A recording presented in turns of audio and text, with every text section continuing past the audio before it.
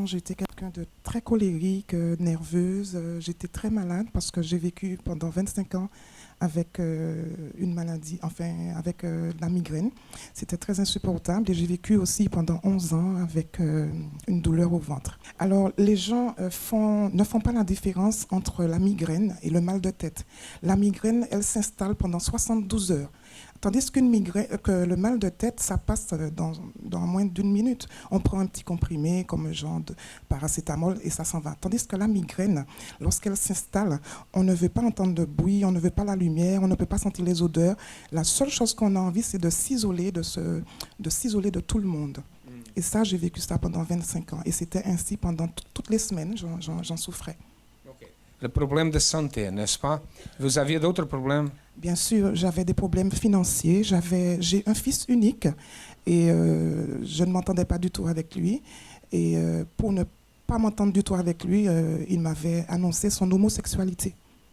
Et ça m'avait beaucoup affectée parce que je ne pensais pas qu'un jour, mon seul fils, le seul enfant que j'ai, puisse être homosexuel.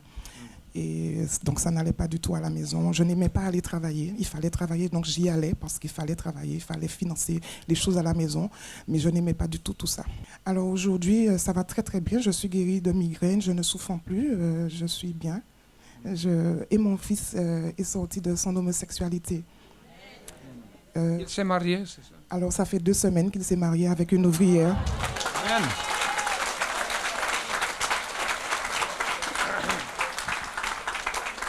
Qu'est-ce que vous avez fait pour ces choses-là? Vous avez fait quoi? Alors, pour sortir mon fils de l'homosexualité, j'ai participé à la campagne d'Israël, mais j'ai participé vraiment corps, âme, esprit, tout ce que j'avais, j'ai tout déposé sur l'autel. J'ai déposé ma vie complètement parce que c'est vraiment ce qu'on appelle déposer sa vie sur l'autel. Et tant que je n'ai pas eu la réponse du Seigneur Jésus, je n'ai pas arrêté de l'implorer. Alors je recommande à tous de participer, de faire sa dîme parce que c'est très important. Je pense qu'aujourd'hui, je suis sûre qu'aujourd'hui, là où je suis au niveau de mon travail, c'est par rapport à ma fidélité dans la dîme. Quel travail vous avez? Alors je suis travailleur social, je travaille dans une association pour aider les personnes en difficulté. Et quand je suis arrivée dans cette entreprise, je faisais le veilleur de nuit, j'étais veilleur de nuit. Et aujourd'hui, je suis responsable de 2 sites. Je n'ai pas de diplôme pour cela, mais c'est à travers ma fidélité, à travers mes offrandes, à travers le sacrifice d'Israël que je suis aujourd'hui responsable de 2 sites sans diplôme. Amen. Merci. Votre nom? Kylian, Vous êtes au centre d'accueil depuis combien de temps? 9 ans. Qui étiez-vous avant? Alors avant, j'avais une vie un peu bordélique, c'est-à-dire que je vivais dans le monde de la nuit. J'étais homosexuel, alcoolique, fumeur, dépendant de l'argent des gens. Et je travaillais pas. Je pense que j'ai fait mal la question. J'ai posé la question. Je devais dire qu'est-ce que vous n'aviez pas? N'est-ce pas? Tout ça? Oui, et pourtant j'étais très jeune, j'avais 15 ans, entre 15 et... Comment avez-vous connu le centre d'accueil? C'est ma mère qui m'a emmené ici. Et un mois après, je suis venu, j'ai commencé, je suis parti. Et finalement, je suis revenu à Montreuil. Et à partir de là, c'est comme ça que j'ai commencé à avoir mes chaînes de délivrance. Qu'est-ce que Dieu a fait dans votre vie? Alors aujourd'hui, tout ça, ça a changé. Donc, je suis plus dépendant de l'alcool ni de la cigarette. Je suis marié avec... Votre épouse venez ici? Mariée? OK. Dieu a fait quoi? Dieu vous a délivré de vices et tout cela? Oui, il m'a délivré des vices. Mais pour cela, il a dû me donner son esprit avant. Parce que sans ça, j'aurais pas pu être fort pour tenir jusqu'à présent. Et vous? Vous êtes au centre d'accueil depuis combien de temps? Ça fait 7 ans. 5? 7. Oui. Qui étiez-vous avant? Voilà. Avant, j'étais une personne timide, réservée. En fait, j'étais tout le temps triste, en fait. Donc, voilà. Comment avez-vous connu le centre d'accueil? J'étais invitée par une amie. Qu'est-ce que Dieu a fait dans votre vie? En fait, il m'a donné la paix. Avant, j'avais pas envie de vivre et tout. J'ai déjà fait tentative de suicide plusieurs fois. Et maintenant, en fait... Vous avez essayé le suicide? Oui. Comment? En m'ouvrant les veines. Donc, voilà. Oui. Pourquoi le suicide? Pourquoi une personne pense à se suicider? Qu'est-ce que vous amenez à avoir la pensée de suicide? Vous aviez aussi cette pensée? Vous. Je sais pas, j'étais pas bien. En fait, je me sentais triste, enfin, parce que j'étais complexée aussi. Je m'aimais pas, en fait. Qu'est-ce que Dieu a fait? J'ai tout transformé. Totalement? Oui. Le suicide. Non, je pense plus. Amen. Grâce à Dieu. Que Dieu vous bénisse. Amen. Grâce à Dieu. Bonjour à tous, soyez bienvenus. Notre vie, la vie d'un être humain, dépend de l'énergie qui le dirige. Si l'énergie est négative, la vie de la personne est négative. Si l'énergie est positive, la vie de la personne certainement sera une vie positive. Les choses marchent bien. Alors, peut-être vous posez la question maintenant.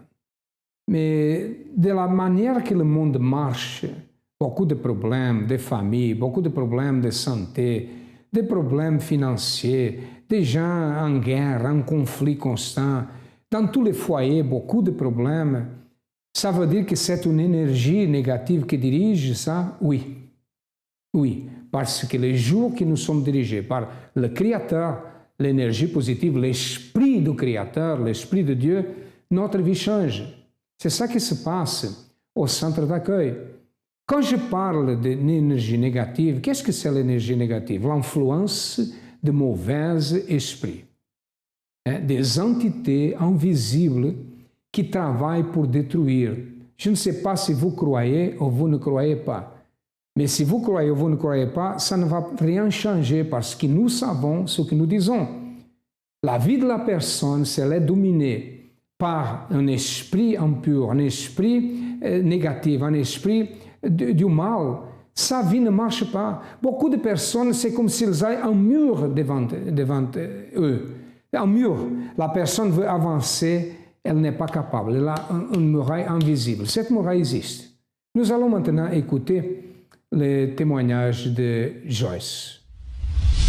Alors, avant de venir au centre d'accueil, j'étais quelqu'un qui manquait vraiment de confiance en soi. J'avais vraiment cet esprit, cette pensée que j'allais jamais y arriver, que j'allais jamais réussir dans ma vie. Donc en fait, en 2007, j'étais en période de bac et c'est vraiment à ce moment-là que je me suis dit que j'allais pas réussir, que là c'était vraiment l'épreuve finale, le ticket qu'on allait me donner. Et du coup, je me mettais la pression et aussi je recevais une pression aussi de la part de mes parents. Et avec cette peur d'échouer, je me sentais pas bien. Ce manque de confiance en moi vraiment me perturbait. Et du coup, pour m'évader, pour me sentir mieux, pour oublier cette pression, j'allais souvent en boîte. Donc je pouvais aller en boîte du vendredi au dimanche. Je passais tout le temps mes week-ends en boîte.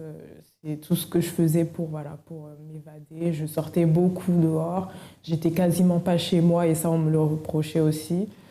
Je rentrais très tard le soir. Je pouvais rentrer à 2h ou 3h du matin. Je sortais même sans prévenir mes parents parce que j'avais pas envie de les entendre me crier dessus ou de me réprimander par rapport à ça. Et je sortais avec les copines. Il m'arrive même de boire jusqu'à être sous, juste pour oublier en fait, oublier toute cette pression, ce mal-être qui était en moi. Et par la suite, les années ont passé. Après le bac, j'ai été à l'université, sauf que c'est revenu encore cette peur, ce manque de confiance en moi qui est revenu, mais encore plus fort, parce que là, après le bac, c'est des études sérieuses, c'est vraiment déterminant pour l'avenir. Et j'ai manqué encore plus de confiance en moi. Du coup, j'ai fait l'école buissonnière. J'ai fait semblant d'aller à l'école, j'ai menti à mes parents en disant oui, j'y vais. Je sortais même dehors pendant toute une journée pour faire croire que j'étais à l'université alors que non. Donc après, à un moment donné, ils ont découvert que j'y allais pas, en plus parce que j'avais une tante aussi qui travaillait à l'université. Donc voilà, ça s'est vite su et du coup, ce qui s'est passé, voilà, je suis restée chez moi, je dormais toute la journée, je faisais rien parce que j'avais peur de, voilà. J'avais peur encore d'échouer, je voulais chercher du travail, je voulais trouver du travail. Sauf que, voilà, il y avait ce blocage, cette chose qui m'empêchait de me lancer. Et du coup, ce qui s'est passé, voilà, j'essaie de me réfugier encore une fois, appeler les amis, oui, tu fais quoi aujourd'hui? Du coup, on me dit non, moi je suis à l'école, moi je suis au travail, je peux pas. Donc je me retrouvais seule à chaque fois, seule face à mes problèmes, à cette éventualité, cette réalité, quoi, que mon avenir c'était zéro, quoi. Je n'avais pas d'avenir. Et donc voilà. Votre vie n'avance pas. Vous êtes déprimé. Vous passez d'échec en échec. Vous cherchez à vous réfugier dans l'alcool, la cigarette, les compagnies d'un moment, tous ces vices qui procurent un moment de satisfaction passager. Mais vous continuez malade, avec des douleurs constantes, votre vie sentimentale et professionnelle brisée. Il y a une solution. Venez détruire toutes ces chaînes négatives et retrouver votre véritable potentiel qui fera de vous un vainqueur. Tous les vendredis dans tous nos centres d'accueil.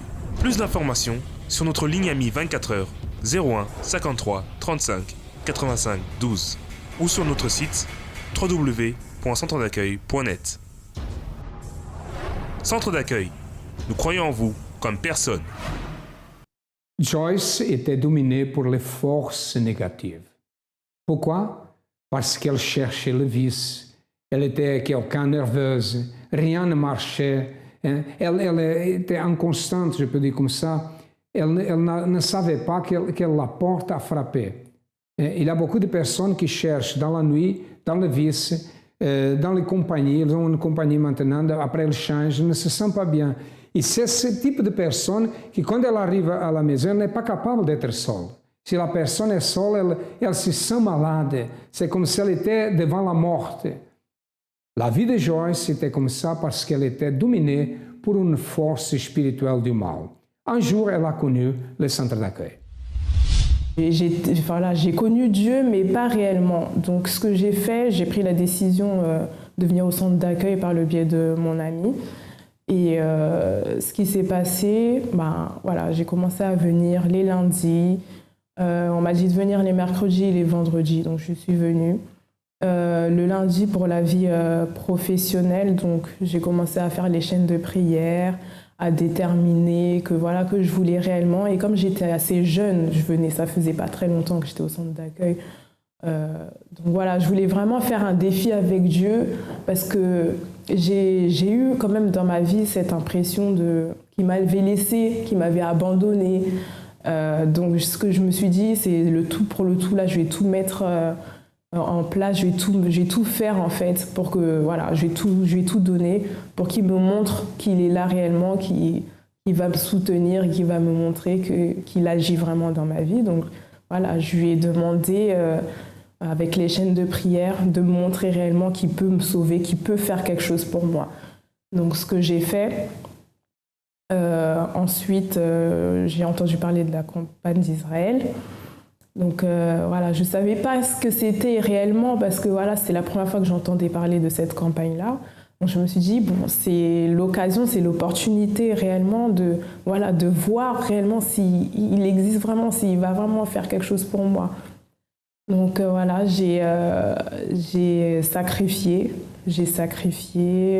j'ai prié, j'ai jeûné. Et voilà. Est-ce que c'était vraiment handicapant en fait dans ma vie professionnelle? Je voulais absolument me débarrasser de ça et j'avais conscience que si je me débarrassais pas de ça, j'allais rien devenir en fait, que j'allais pas avoir d'avenir et que j'allais être dans un cercle vicieux en fait. Parce que il fallait tout donner. Et c'est en donnant tout que j'allais voir qu'il allait me bénir, que Dieu allait me bénir en fait. Si je donne, en fait, dans ma tête, c'était si je donne mon tout et qu'il ne fait rien, là, j'allais me poser des questions en fait. J'allais me dire, mais qu'est-ce qui se passe? Est-ce qu'il est vraiment là ou pas? Et je me suis dit, non, il y a des gens qui ont été bénis, pourquoi pas moi en fait? C'est ce que je me suis dit. J'ai entendu plusieurs témoignages par rapport à la campagne d'Israël. Je me suis dit, moi aussi, pourquoi pas moi en fait? Pourquoi je ne serais pas bénie? Pourquoi en fait? C'est ce que je me suis dit à ce moment-là. Donc c'est ça qui a fait que voilà, je me suis lancée réellement. Donc voilà, depuis que j'ai fait le sacrifice, j'ai pas eu tout de suite la réponse de mon diplôme. Donc ce qui s'est passé, voilà, j'ai attendu, et il y a quand même eu des persécutions et tout, mais j'ai tenu ferme. Et le jour est arrivé où j'ai eu la réponse. Donc j'ai été diplômée d'état infirmière. Donc même après ça, il m'a soutenue jusqu'au bout. Même si j'ai eu le diplôme, c'était pas tout, il fallait que je trouve un travail. Donc ce qui s'est passé, c'est que j'ai même trouvé ce travail-là. Je ne savais pas vraiment où travailler. En fait, j'avais un objectif. Et du coup, j'ai eu un entretien. Ça s'est très bien passé. Il y a toutes les conditions qu'il me faut. J'ai tout ce que je veux, en fait. Et voilà, donc j'ai trouvé un travail. Maintenant, je travaille. Je me sens bien au travail. J'ai tout ce qu'il faut. En fait, le centre d'accueil, c'est un centre où on vous accueille, les bras ouverts, on vous donne la direction, on vous soutient, on vous montre comment vous en sortir. Il n'y a pas de préjugés, on vous accepte comme vous êtes. Comment vous arrivez, on l'accepte aussi. Voilà, et à travers les gens qui travaillent, qui sont au centre d'accueil, Dieu nous permet, et c'est important parce qu'il utilise chaque personne pour qu'on puisse s'en sortir réellement. Et donc franchement, c'est un lieu où voilà, on ne peut que s'en sortir en fait. C'est l'école de la vie, limite, j'ai envie de dire. On apprend beaucoup, beaucoup, beaucoup. Et donc voilà. Jeunes de Jésus.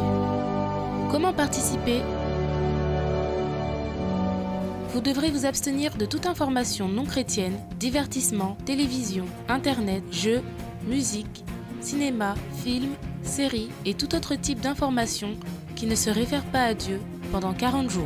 Durant cette période, vous devrez chercher à vous impliquer dans les choses qui contribuent à développer votre foi, comme la lecture de la Bible et des livres qui sont à votre disposition au centre d'accueil. Assistez aux émissions de l'Église à la télé ou sur Internet. Lisez quotidiennement le blog de l'évêque Macedo, de l'évêque Julio et de l'évêque Victor. Vous pourrez aussi trouver des contenus spirituels sur notre site centredaccueil.net et sur tous les réseaux sociaux de l'Église, des informations qui édifieront votre relation avec Dieu. Vous qui êtes triste, déprimé, fatigué des religions et des promesses qui ne s'accomplissent pas, noyé dans les problèmes et les préoccupations, vous avez le désir de connaître le Dieu véritable pour atteindre la transformation complète dans votre vie. Participez à ce propos de foi. Jeunes de Jésus, du 10 juin au 20 juillet. Le début d'une nouvelle génération. Centre d'accueil. Nous croyons en vous comme personne. Comme elle a dit, elle a trouvé une école de vie. Pourquoi je dis, et nous avons dit que son problème était spirituel? Parce qu'à partir du moment qu'elle a participé de chaînes de prière, la campagne d'Israël, qu'elle a suivi à la lumière de la Bible, elle a suivi la direction, sa vie a changé. Pourquoi? Parce que le mal qui était en elle a été chassé, a été retiré. Aujourd'hui, elle est une personne en liberté, transformée. Elle a réussi à transformer complètement. Et la même chose que s'est passé dans sa vie peut se passer dans la vie, dans votre vie. Peut-être vous dites, ma famille ne marche pas, les choses ne marchent pas, ma vie financière ne marche pas, la santé ne marche pas, qu'est-ce que je dois faire? Nous sommes là pour vous proposer une solution. Regardez plus de témoignages. Alors, arrivé au centre d'accueil, je suis arrivée au centre d'accueil malade. Malade, pourquoi? Parce que déjà, j'étais anorexique. Je suis arrivée anorexique. On m'avait diagnostiqué anorexie boulimique. J'avais aussi des problèmes de santé. J'avais aussi des problèmes au cœur. J'avais aussi des problèmes mentaux, on va dire, puisqu'on m'a enfermée en hôpital psychiatrique parce que je voyais chez moi des ombres, du sang, je faisais souvent des crises, je parlais toute seule. Donc en fait, j'ai vu des médecins j'étais aussi suicidaire, donc j'ai vu des médecins qui ont diagnostiqué que mon cas, je ne pouvais pas rester chez moi, donc il fallait que je sois enfermée. Donc suite à ça, j'ai été en hôpital psychiatrique pendant près d'un mois, un mois et demi par là. Quand je suis arrivée, j'ai entendu parler des chaînes de prière, etc. Bon, au début, c'est vrai que je ne prenais pas ça vraiment au sérieux, mais j'entendais des témoignages de plusieurs personnes et tout. Donc en fait, j'ai commencé à faire déjà la prière de délivrance. Ensuite, j'ai entendu parler de la campagne d'Israël. Bon, la campagne d'Israël, je ne connaissais pas trop, mais il y avait aussi des témoignages par rapport à ça. Au jour d'aujourd'hui, ma vie, elle a totalement changé. Déjà, ma santé, ça va. Tout a changé. Je ne suis plus malade, je ne suis plus viciée. Je suis vraiment très épanouie dans tout ce que je fais. J'ai plus peur de rien du tout. Ma famille, ça a changé vraiment parce que la relation que j'avais avec ma famille, c'était pas ça. Au jour d'aujourd'hui, ça va. Alors, avant d'arriver au centre d'accueil, ma vie était vraiment triste. J'étais souvent angoissée, j'étais très anxieuse aussi. Je faisais de l'eczéma, du psoriasis à cause de l'anxiété. C'est-à-dire que j'avais des démangeaisons sur le corps, j'avais des migraines, beaucoup de migraines. J'avais des problèmes dans mon couple, des gros problèmes de nervosité. Je fumais aussi, je fumais beaucoup. Je fumais le cannabis et la cigarette, mais je fumais plus le cannabis que la cigarette. J'ai fumé au moins depuis l'âge de 16 ans, donc pendant plus de 10 ans, presque 13 ans. Pas d'entente avec ma mère, pas d'entente avec ma sœur, et ça depuis l'adolescence, donc j'étais un peu isolée en fait par rapport à ça. Donc j'étais seule avec tous mes problèmes en fait. Quand je suis arrivée au centre d'accueil, la première chose qui s'est passée, réellement la première chose sur laquelle j'ai ouvert les yeux, en fait, c'est que j'ai compris qu'il fallait que je pardonne à ma mère et à ma sœur. Donc c'est vraiment la première chose que j'ai faite, c'est ça. C'est de pardonner et de demander pardon également. Et là, tout de suite, ça m'a enlevé un poids, vraiment un très gros poids que je portais depuis toutes ces années. Tout ce que le pasteur me conseillait de faire, je faisais. Donc voilà, je participais aux chaînes de prière et très rapidement est arrivée la campagne d'Israël. Donc la campagne d'Israël, je l'ai vue vraiment comme une opportunité d'enfin accéder à une nouvelle vie en fait. Donc aujourd'hui, tout va bien dans le contexte familial. Donc ça, c'est une victoire aussi que j'ai eue. Également, ma vie professionnelle a changé. Dieu a commencé à ouvrir les portes pour moi, à me donner la vision pour mettre en place des projets. J'ai trouvé un travail, donc j'ai commencé à travailler. Dieu a permis que j'ai un travail qui me permette de m'investir toujours dans ma vie spirituelle, dans mon projet et en même temps de rétablir ma vie financière. Aujourd'hui, je ne saurais même pas comment dire à quel point je suis heureuse. J'ai la paix, Dieu m'a donné son esprit. Donc je me sens forte, je me sens vainqueur dans toute chose que j'entreprends. Et voilà, je sais qu'il est avec moi. C'est ce qui me rend heureuse aujourd'hui.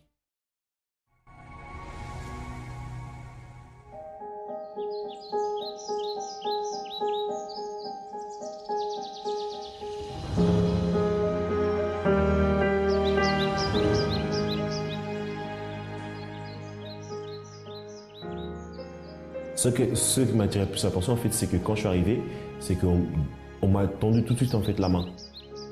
J'ai été vraiment frappée par la discipline et l'organisation.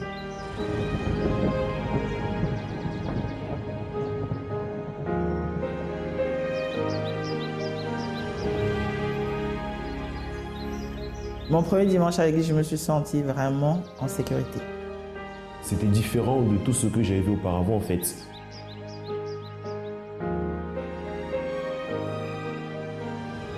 Au centre d'accueil, j'ai appris à me prendre en charge, être indépendante et autonome. J'ai appris que je pouvais m'en sortir. Ici, on trouve motivation pour que nous puissions aller de l'avant.